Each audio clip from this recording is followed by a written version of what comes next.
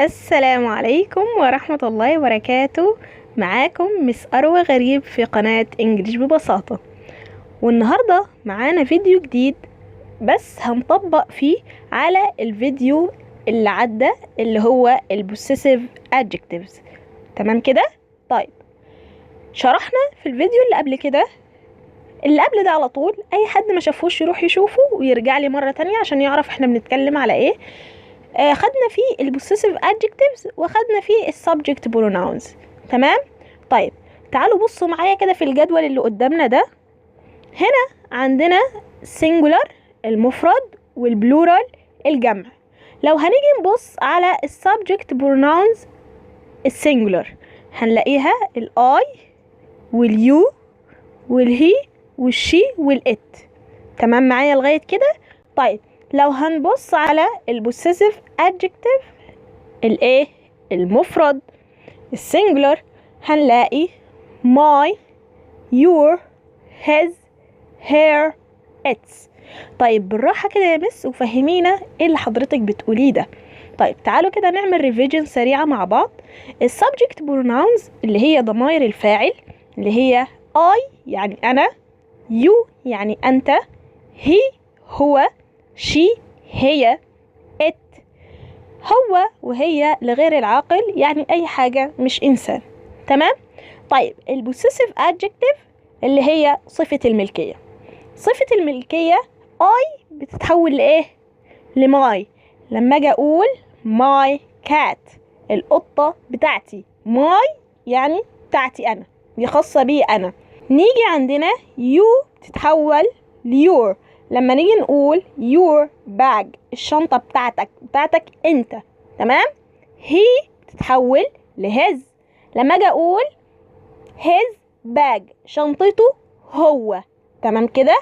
she بتتحول لher لما اجي اقول her bag شنطتها. نعمل كده عشان تبان her bag شنطتها هي. تمام كده. دي صفة الملكية بتاعتها هي. بعد كده it بتتحول لإتس. اتفقنا؟ طيب لما اجي اقول it's بون عظمته. تمام. لغير العاقل طبعا. طيب نيجي بعد كده للبلورال. للبلورال الجمع. عندنا السبجكت بروناونز او السبجكت بروناون البلورال عندنا we نحن، you أنتم، they هم. تمام. طيب البوسيسيف adjective our your their. we بتتحول لأور هنقول our home بيتنا احنا. تمام.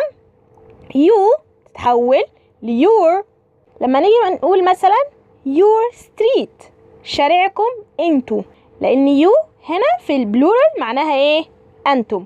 بتتحول في البوسيسيف adjective ليور هنيجي نقول your street يعني شارعكم. اخر حاجة they واللي بتتحول معانا their. they معناها هم لما نيجي نقول their friends اصدقائهم هم. تمام كده. اتفقنا؟ فيهم اي مشكلة كده لغاية دلوقتي؟ انا كده عملت لكم شرح سريع عليهم عشان نعرف نحل الاسئلة اللي هنحلها دلوقتي. سؤال نمبر A بيقولك ركزوا معايا كويس جدا عشان هتحلوا معايا بإذن الله. بيقولك replace the words in blue with subject pronouns. يعني الكلمات اللي باللون الأزرق تمام هنستبدلها بضمائر الفاعل. طيب تعالوا بصوا معايا كده عند أول سؤال. نمبر 1 بيقولك this film is really good. هو هنا عاوز يشيل دي ويحط مكانها ضمير فاعل. this film دي حاجة عاقل؟ لا. يبقى هتاخد ايه؟ ايوه كده هنروح على طول ناخد ايه؟ ناخد it. يبقى اول سؤال هنحط it.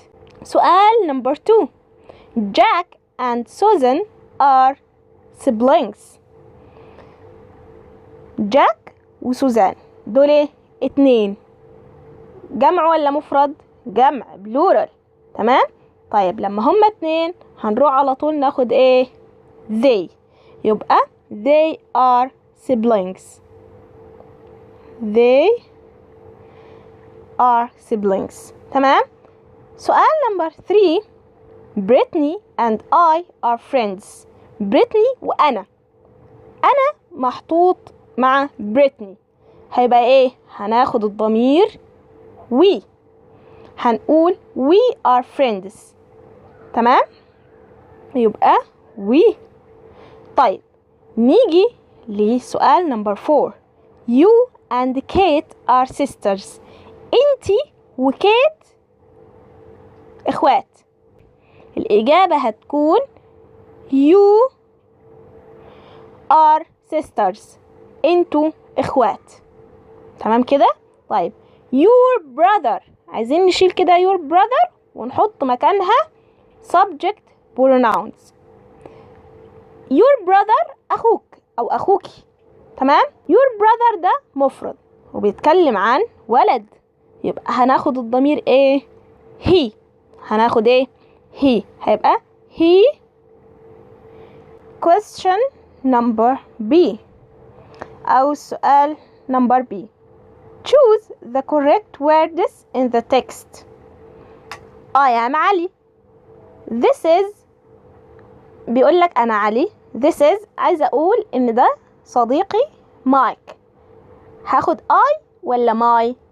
I دي هنا subject pronoun، ضمير فاعل. هقول I friend Mike ولا my friend Mike؟ صديقي، هتبقى my friend Mike.